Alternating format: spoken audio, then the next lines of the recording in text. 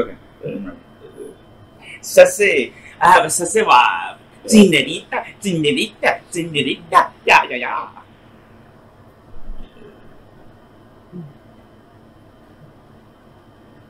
You're so good. It's funny. Beef. Ready? Yeah. Okay.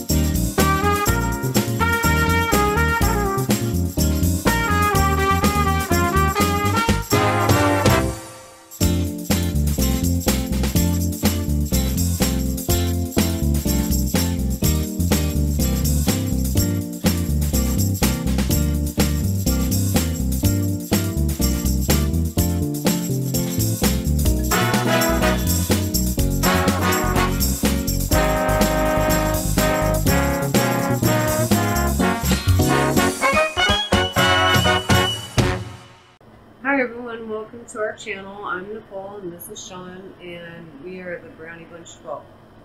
And we're the Brownie Bunch 12 because the Brownie Bunch was taken. So if I refer to us as just the Brownie Bunch, it's because that's what it was supposed to be. I am Sean.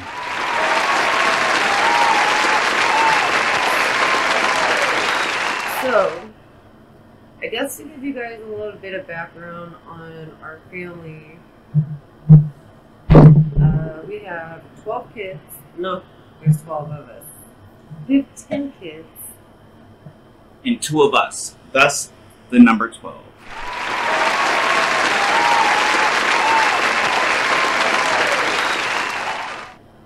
And he doesn't usually talk like this. So please forgive him. Or smile like that.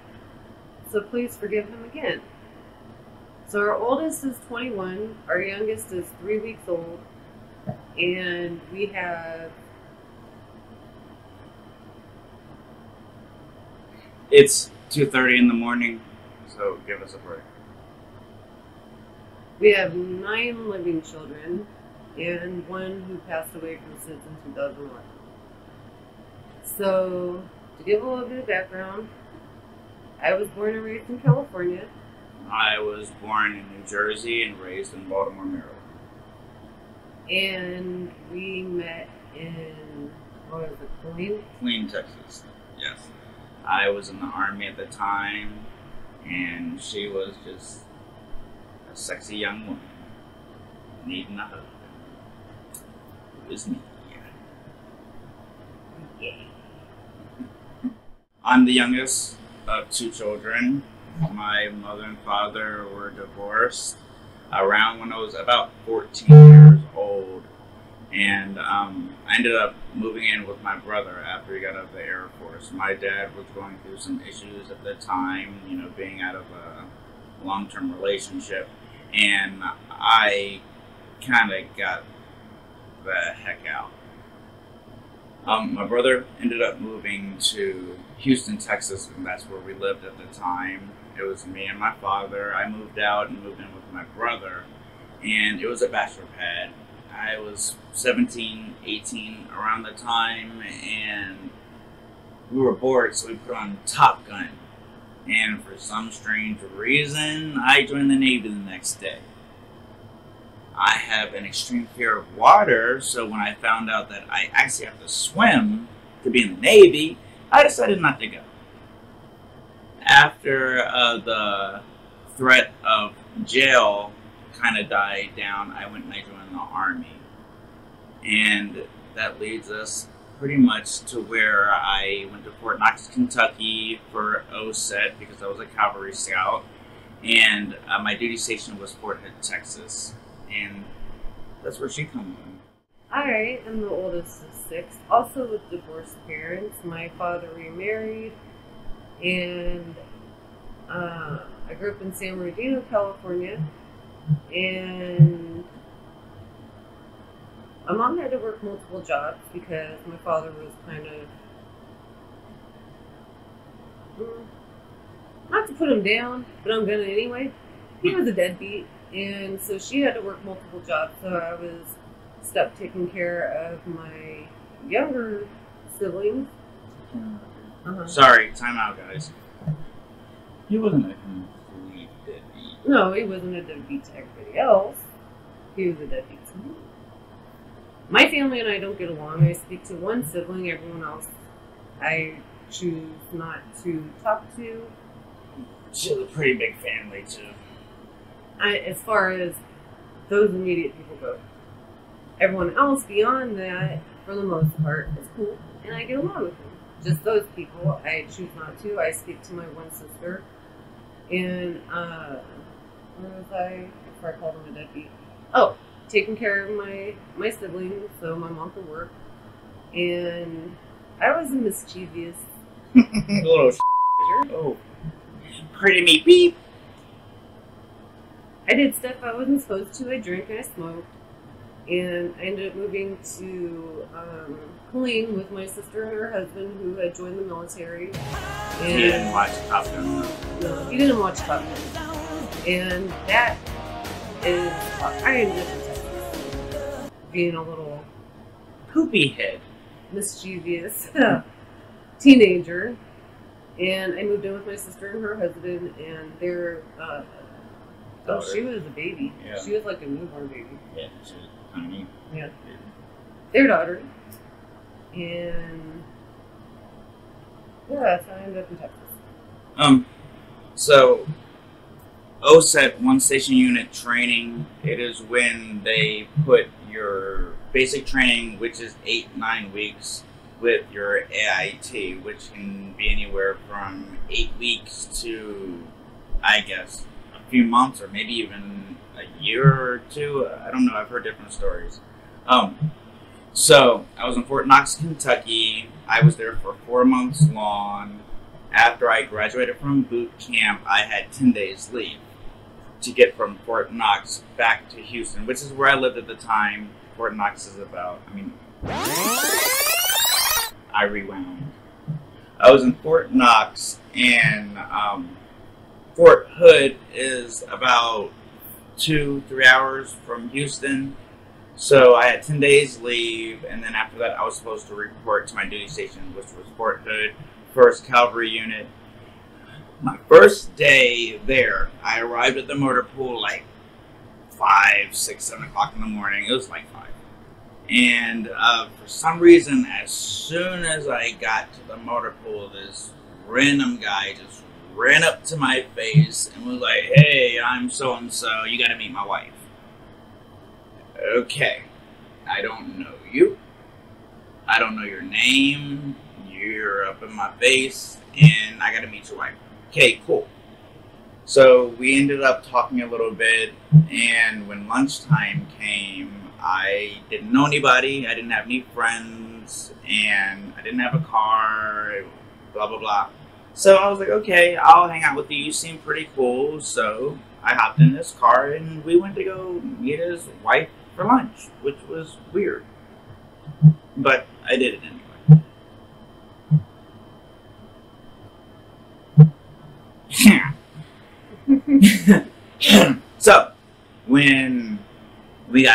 his wife's job. Of course, we went inside, and his wife came up. He introduced me to his wife, and we talked, I guess, for a few minutes. Forgive me, this was like 23 years ago, so. Spoke to his wife, introduced myself, and I wanted to give them a little bit of privacy to talk. We only had 30 minutes, so I didn't want to be all up in their stuff. So I went ahead and let them talk, and I went and took a seat. And I was bored, I was nervous, and I was really worried. It was my first day at work. I'm in the Army, so you cannot be late. I didn't want to play those games my very first day. But I decided to take a seat, just relax, chill out a little bit, and let them conversate. And I guess I was sitting there with my head down, I was bored, and this young lady came up to me. I didn't pay attention too much. I was really worried about work. And this young lady came up to me, introduced herself. I guess I introduced myself. I heard that I was pretty rude. We spoke a little bit. I said hi. I didn't have much to say. Like I said, I was worried about work. I wanted to get back on time, and going with someone else, you know, you have to be at their mercy. So if he arrives late, I arrive late, and I'm going to get in trouble. I introduced myself. We spoke a little bit, and then I didn't really have much to say. I remember peeking up. I don't know how many times. I remember peeking up, and I saw her, and I immediately put my head back down because, like, yeah, whatever. Like, yeah, hi, nice to meet you too. But she was obviously just being nice. She obviously knew my new friend and his wife, so I was a tag along. Maybe she felt bad for me. I don't know. But we spoke a little bit, and I put my head down, and I think I remember her saying, okay, yeah, see you later. Something to that effect. But maybe you can speak for yourself. I don't remember what I said. I don't know, I'm old. Yeah, we're both getting... I don't remember. But I do remember going to his friend's wife, whom I had never spoke to before in my whole entire life, and said, could you please give my number to your husband's friend? And I gave her my number, who then passed it on to her husband, who then passed it on to him. And was it the next day he called me? I'll rewind a little bit. I didn't speak about her at all. I didn't talk to my new friend. And by the way, my new friend, his name was Jesse. I love that guy. I love you, Jesse. I didn't talk about her. I didn't speak about her. She was not in my head. I didn't pay any mind to her. There was no reason to. So we left, went back to work, and I finished my day at work. So the next day in the morning, we got to work, and in the Army, you have to go to PT. You have to arrive at PT about 5 o'clock in the morning, 5 a.m., 0500 hours. So I arrived at PT, and they pretty much destroy us and make us cry for 2 hours. You have to hurry up and shower, get in your BDUs, go get breakfast, and then you need to arrive at the motor pool. My job, like I said, 19 Delta Cav Scout, we spent a lot of time in the motor pool, or we spent a lot of time out in the field. And I was in the motor pool that day. He didn't run up to me and invade my space that day, but he did come up to me and he said, hey, you remember that girl you spoke to yesterday, my wife's coworker? And I was like, yeah. He said, oh, she wants you to have her number. She wants you to give her a call, man. No, she doesn't. No, she doesn't. Did you see her? No, she doesn't. So, but I took the number anyway. I'm not stupid. Took the number anyway, and I was like, all right, cool. I'll call after her. He was like, yeah, man, call her. Yeah. Call her, man. No, that was Jesse. Yeah, that was definitely Jesse. I was like, all right, I'll call after work. So, we did the normal routine where we're working hard in the motor pool. We worked on Bradleys, similar to a tank. But I worked on Bradley's that day, and I learned a lot of stuff. I learned how to find a hiding spot in the back of a Bradley and make it look like you're working, but really be asleep. That's what I did for most of my Army career. She doesn't know that, but that's probably why my rank didn't come too fast. It's okay though, because I'm not in the Army anymore.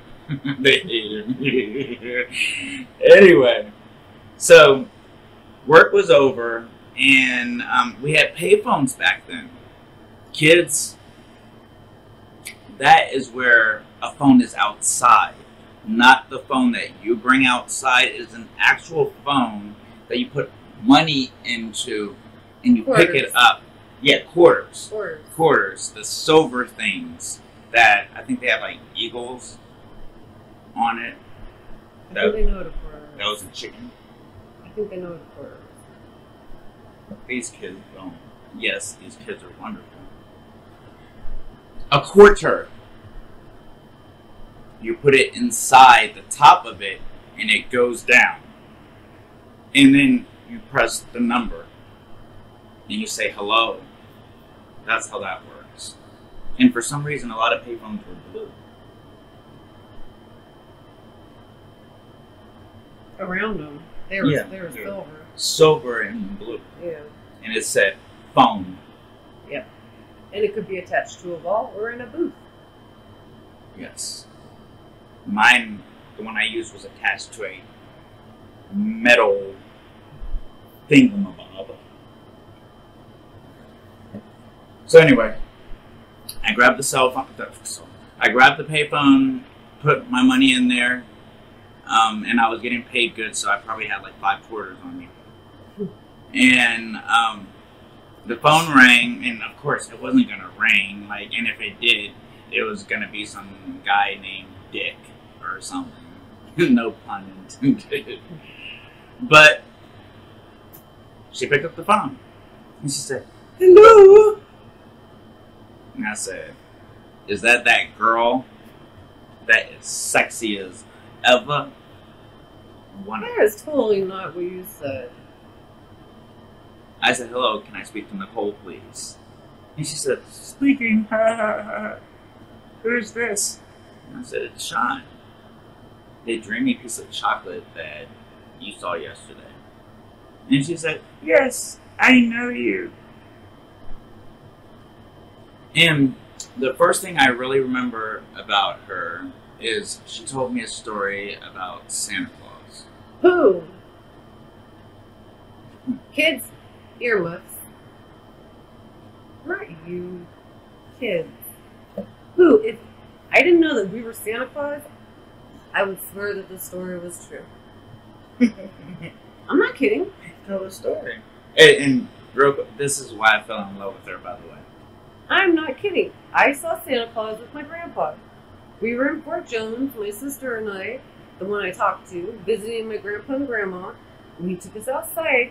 I think it was starting to get light out, or it was just had gotten dark. I don't remember, but there was like a pinkish purplish hue in the background. And I saw Santa and his reindeer in his sled flying through the sky. I swear I would still believe that if I didn't know we were Santa. But our debt ratio tells us that we're, and our destroyed credit definitely says that we're Santa Claus. Yeah. There was something about her innocence and stupidity that just, I don't know. That was the moment I was like, you know what? I need to take this serious. I need to take this serious. So I did. And then he went and got in trouble in the military. And we didn't talk for like a month. And then he called me, and we went out after I had gotten off work. And we talked until... I got an Article 15. I don't remember what I did. probably got caught sleeping or. Oh no. You got in an accident. Oh yeah, I did get into a car accident. I hit a deer, tore my car up, man. No. You were injured? Yeah, no, the accident was later. Yeah. No. We went out to the club, and when I showed up for PT, I had my earrings in still, so I ended up getting in trouble for that, and I had my phone privileges revoked for a little bit, and was confined to the barracks for a little bit. And let me tell you something, my roommate, his armpits smell like hell. So I did not like that. That's the main reason I married you, to the hell out of there. Really? You didn't smell his armpits, so trust me. After I got out of trouble, I went back to that payphone and called her, and I was like, hey, I'm that guy. Can I take you out tonight? And what did you say? Probably said sure, I don't remember. Clearly you said yes, we're here talking. I don't remember. It was 23 years ago. Come on, make the story fun. I'm old. Make the story fun. I said, oh yes, kind sir, please come and pick me up tonight. And I said, I will, sugar. So what I did is, because we went forward with that whole thing. So what I did is, I didn't have a car yet. So once she said, I got off work at about 5. I called her right away. I said, hey, you want to go out to dinner? Something like that. And she said, yes, handsomest guy in the whole wide world who is perfect in every way. I said, awesome. So I'll be taking you to McDonald's tonight. See you later. See you at 8. So what I did, got off the phone and had my new friend Jesse, he took me to a car dealer. And I went and bought a car so I could take her out. A whole car. Like a whole car. This is on my credit still, probably. Yeah. I bought a whole car just for her, to take her out. So thank God, I better have got married out of that crap. Anyhow. At least a kiss or something. You didn't even get that with the first night. Yeah, I did. Was it the first night? Or was it the second night? I just sassy. Anyway, I went and I ended up getting a 1995 Eagle Talon. And for all you car freaks out there, it's the same thing as a Mitsubishi Eclipse. And if you know about cars, the Eclipse was tight back then, except for the front grille, but I had an Eagle Talon. And tight for you young people means awesome. Means cool, special, radical. They don't know what radical means. Radical means cool, awesome, tight. They don't know what tight means. Oh, you just told them. Lit. It's the same as lit. Bussin'. Oh, I hate that. Anyway. Bussin's for food, I think. I don't like these words. I think that's for food. Bussin'. Lit. It's the same as lit. I'm lit right now. Anyway. What's on your neck? You got a fuzz on your neck. I'm filming. Let me see. Don't ever touch It's on. this. You pay. You pay for this. I paid nothing. You pay everything. So, I went and got a car. And it was sweet, too. It was white and black, had white rims. It was automatic, though. But I didn't know how to drive a stick then. So, I was cool. Yeah. I was cool. So, I pulled up to her house, 8 p.m. on the... Well, we are filming. Will you stop? You could say, hey, let's stop so we can edit. What? You don't gotta be throwing in like that. Oh.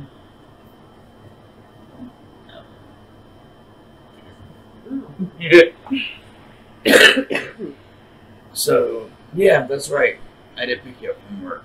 So I got my car, rolled up to her job, picked her up just in time when she was getting off work, and took her out to eat.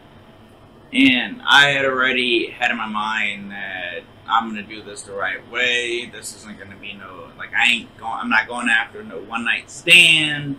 I'm not trying to just do some stupid crap. I'm not gonna be a douche. I'm gonna actually be a gentleman. I'm gonna treat her right. Like, I'm gonna be a good guy. So, and I mean, I was, anyway, at that time at least, I was a good guy. Innocent, wonderful, and handsome. What happened? Yeah. I met you. Yeah, I used to be really nice too. No, you weren't. You come like a freaking sailor. You were bad. You were such a bad influence. But I was nice. You wouldn't know. You were high all the time. Can I say I was that? drunk all the time too. You're wasted. That's why you were nice all the time. You were wasted as all hell. Okay. So I rode up to her job, picked her up just in time, and we went out to eat. I don't remember exactly where we went to eat, but it wasn't McDonald's. I at least took her to freaking Wendy's or something. I'm sorry, he's not boring me. It's like 3 o'clock in the morning. I'm really tired. I'm boring you? I said, you're not boring me. And I was woke up 5 times by the baby last night.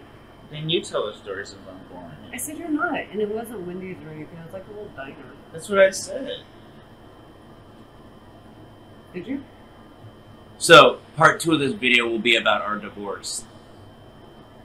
I'm sorry. I was just doing what I always do. I was tuning you out. So, anyway, I took her to Wendy's. That's where you take a queen. You didn't take me to Wendy's. I should have. Saved a lot of trouble. That's what you told me the first night I met you. No, I didn't tell you. I told you after. So, I don't like him. His many times. You were. You're not nice, guy. You weren't. You were very rude. I was shook.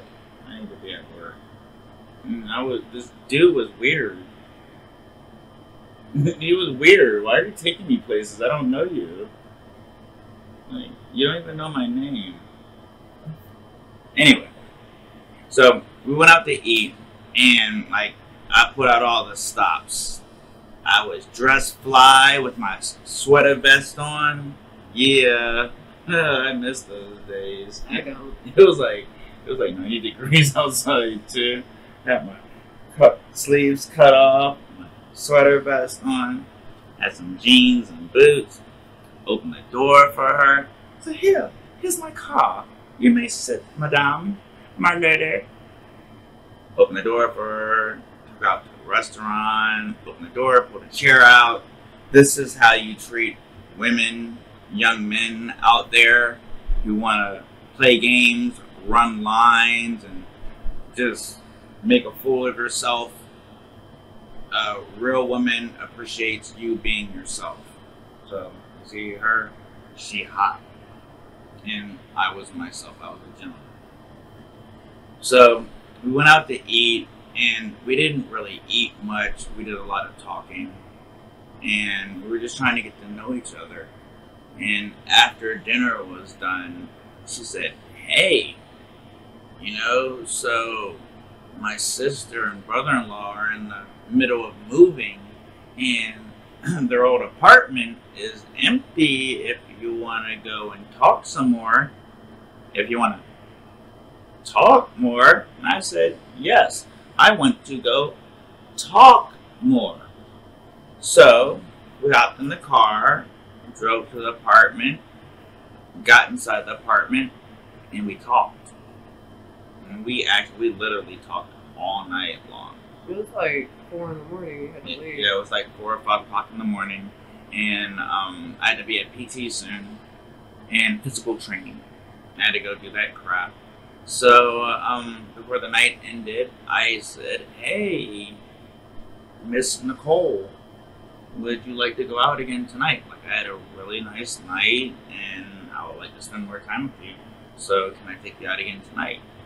And you know what she said to me? What did she say?